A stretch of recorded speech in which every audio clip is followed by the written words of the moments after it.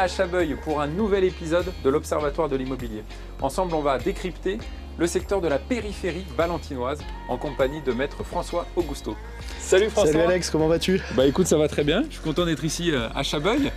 Alors je viens de le dire, on va analyser ensemble la périphérie valentinoise. Qu'est-ce que ça signifie en fait? Tu vois, la périphérie valentinoise, c'est tout ce secteur qu'on voit dans la plaine de Valence, qui s'étend de la rocade de Valence qu'on voit au loin, jusqu'ici à Chabeuil où nous nous trouvons presque au pied du Vercors. Ok.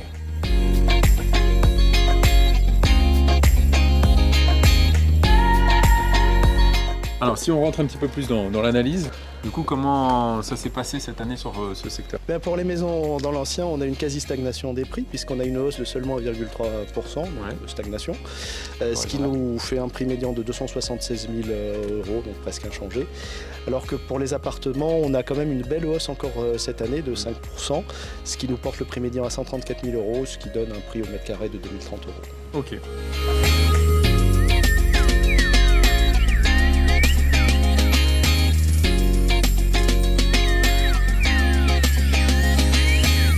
François, c'est quand même un prix qui est quand même assez élevé au mètre carré. Comment on peut resituer du coup cette périphérie valentinoise par rapport au reste de la Drôme? C'est-à-dire que pour ce qui est des maisons, autant on a stagné, autant on est toujours le secteur le plus coté de la Drôme, alors que paradoxalement, le prix des appartements a continué à monter, mais pour la deuxième année consécutive, on passe derrière le secteur de Tain-l'Hermitage qui supplante la périphérie valentinoise. Ok. Alors est-ce qu'on retrouve cette tendance sur l'ensemble de la périphérie valentinoise? Eh bien pas du tout, puisqu'on a un secteur qui est relativement hétérogène, avec des communes en forte hausse alors que d'autres sont en forte baisse. On a Beaumont-les-Valences par exemple que tu peux voir au loin là-bas qui est en hausse de plus de 10% cette année, ce qui est quand même important.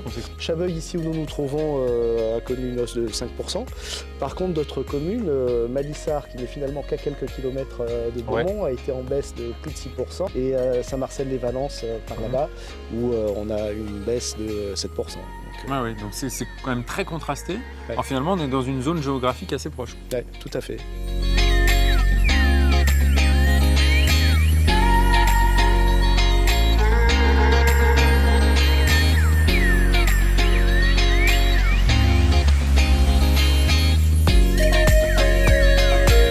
Alors même si ça baisse, est-ce que du coup ça devient plus intéressant au niveau de l'immobilier sur ces villes-là en particulier? Il faut quand même relativiser parce que même sur les communes qui connaissent une forte baisse, comme on disait à l'instant, les maisons à plus de 300 400 000 € restent assez courantes. Et donc ça baisse mais ça reste ça reste, comme on disait tout à l'heure, le secteur le plus coté de la Drôme. Alors sur d'autres secteurs de la Drôme, on a vraiment observé une diminution du prix médian sur la fin de l'année. Est-ce que tu as pu constater ça aussi chez toi? Oui, c'est le cas ici aussi, puisque sur les tout derniers mois de l'année, octobre, novembre, décembre, on a une forte baisse des prix qui arrive en fait à retardement. C'est quelque chose qui théoriquement aurait dû arriver il y a un an avec la hausse des taux d'intérêt, mais qui arrive avec un an de retard du fait de l'inertie du marché de l'immobilier. Alors est-ce que cette baisse que tu as pu constater sur la fin de l'année, est-ce que selon toi, elle va se poursuivre sur 2024? Du moins sur les premiers mois. Alors j'aurais tendance à dire plutôt pas, puisque les principales raisons pour lesquelles on a connu une baisse l'an dernier sont la hausse des taux d'intérêt. Et si on regarde aujourd'hui les marchés financiers, on peut s'apercevoir qu'en principe, tout au long du premier semestre 2024, les taux devraient stagner pour entamer une lente baisse à partir du second semestre.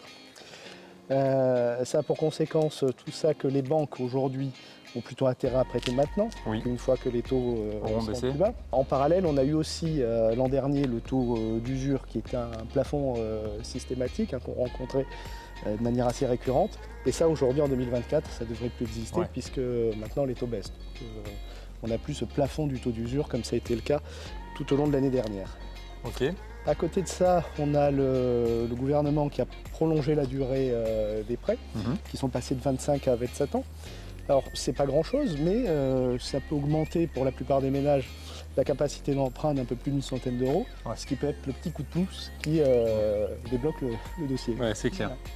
Par ailleurs, on a dans certains domaines de l'économie, alors bien sûr pas de partout, c'est loin d'être le cas partout, mais les salaires qui commencent à rattraper l'inflation dans certains secteurs, ce qui là aussi devrait donner un coup de pouce à certains ménages, ce qui devrait permettre de relancer un petit peu la dynamique du marché en 2024. Et puis enfin, si on regarde avec un petit peu plus de recul, historiquement, il n'est quasiment jamais arrivé qu'il y ait une baisse importante et durable des prix de l'immobilier. Oui, c'est vrai, c'est vrai.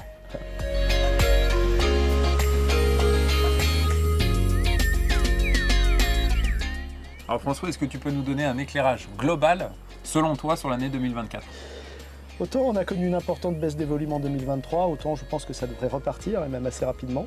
Et peut-être même au niveau des prix, on verra bien, à partir du printemps, pourquoi pas.